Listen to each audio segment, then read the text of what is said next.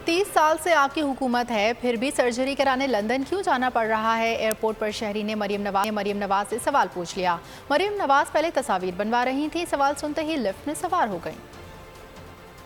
एक बात पूछनी थी आपसे कि 30 सालों से आपकी गवर्नमेंट है, अभी तक कोई ऐसा हॉस्पिटल नहीं बना पाकिस्तान में जिसके आपकी सर्जरी हो सके?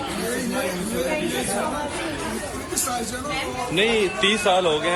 अब पहले पिक्चर बनवा रही थी, अभी चली गई है जी।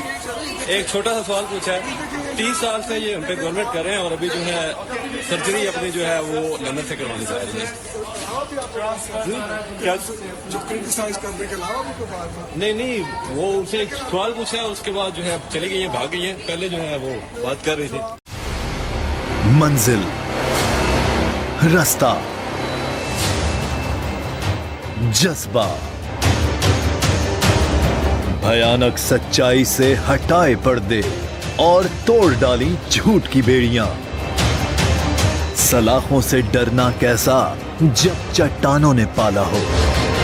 इमरान खान बोल के साथ जुम्मे से इतवार रात 10 बजे सिर्फ बोल न्यूज पर। सबसे ज्यादा व्यूज, सबसे ज्यादा रील्स और सबसे ज्यादा रेटिंग के साथ बोल अब भी नंबर 1 पोजीशन पर बरकरार।